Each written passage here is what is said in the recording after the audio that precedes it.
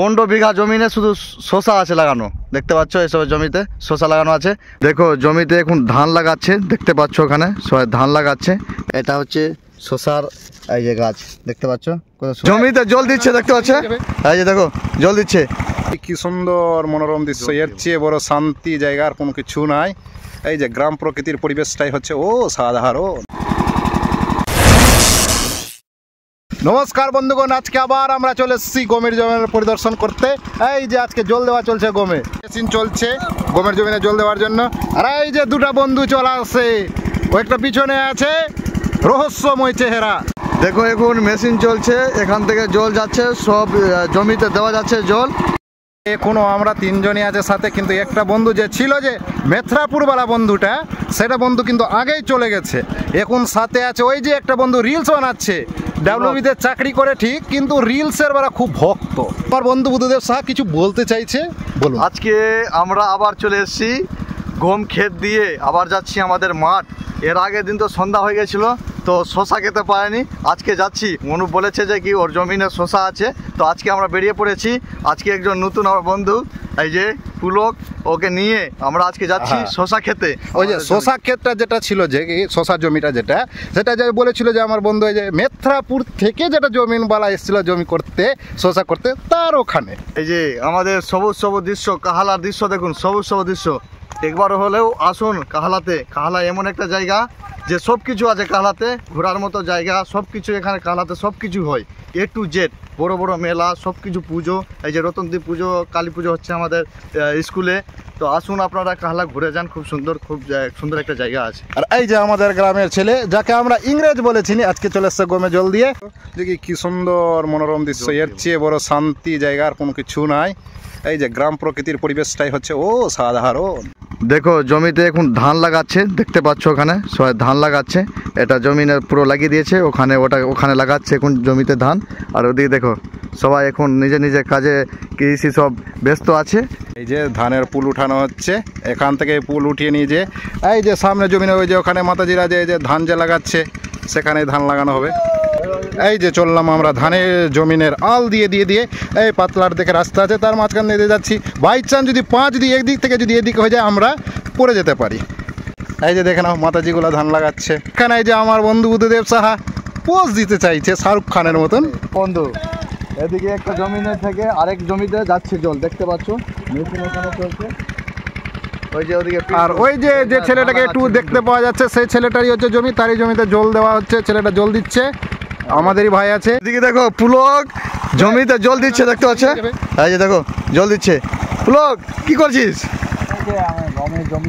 আমাদের গ্রামের দৃশ্যটা একবার দেখুন, কত সুন্দর, একদম প্রকৃতি, সবুজ সবুজ আছে। ওদিকে যে গম লাগানো আছে আর এদিকে ধান লাগিয়েছে, পুরো সুন্দর একটা ভিউ।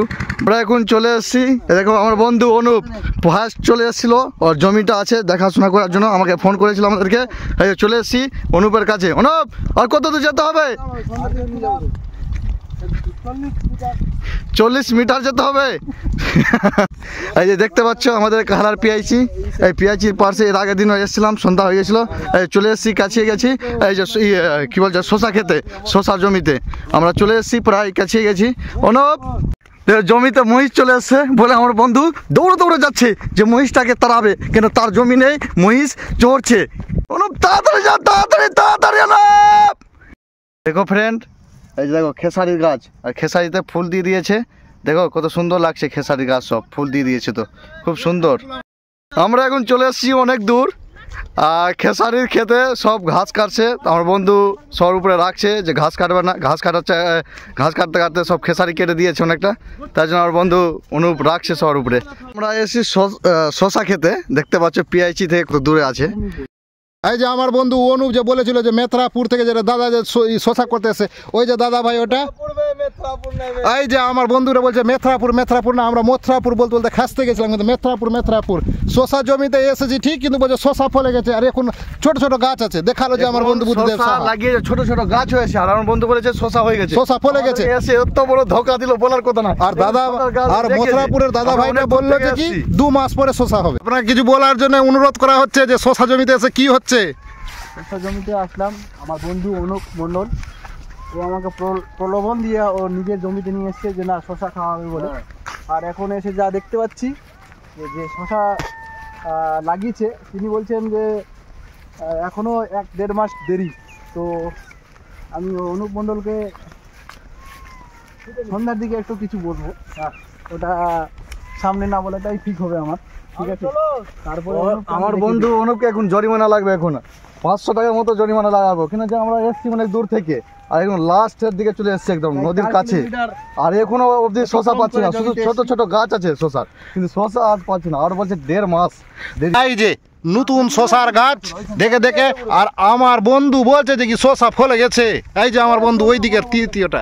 আমরা এখন চলে এসেছি শশার জমি, শশা খেতে। দেখতে পাচ্ছ এসব হলো শশার গাছ, বড় বড় হয়ে গেছে, ওদিকে হচ্ছে ছোট ছোট গাছ লাগিয়েছে এখন রিসেন্ট, আর 15 বিঘা জমিনে শুধু শশা আছে লাগানো।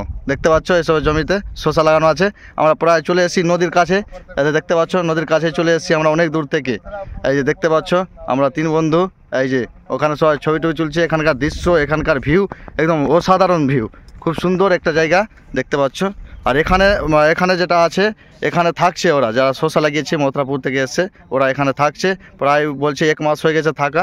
এই যে লাগিয়েছে, এখানে একটু বড় বড় হয়ে গেছে গাছ, ওদিকে ছোট ছোট গাছ আছে, এখন আরও থাকবে বলছে 4 মাস। আর এখানে যতদিন বড় হচ্ছে না শশা, আর তারপরে ওরা নিয়ে যাবে এখান থেকে। তো দেখতে পাচ্ছ কত সুন্দর একটা ভিউ।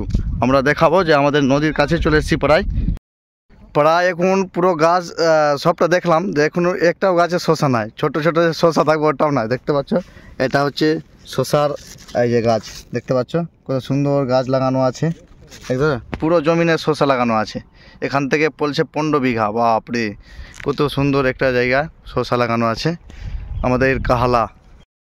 আজকেও এসে সন্ধ্যা হয়ে গেল প্রায়, আমাদের এখন ঘোরা হলো, খুব মজা হলো, শশা খেতে পেলাম না আমরা, এখন বাড়ির দিকে চললাম। আর দেখো এখানেও দেখো শশা লাগানো আছে, এটা আজকে না তো কালকে লাগিয়েছে, দেখো কি সুন্দরভাবে শশা লাগানো আছে।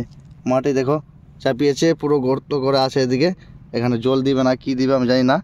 তো এখন আমরা বাড়ির দিকে যাব, খুব এনজয় করলাম আমাদের কাহালা মাঠে।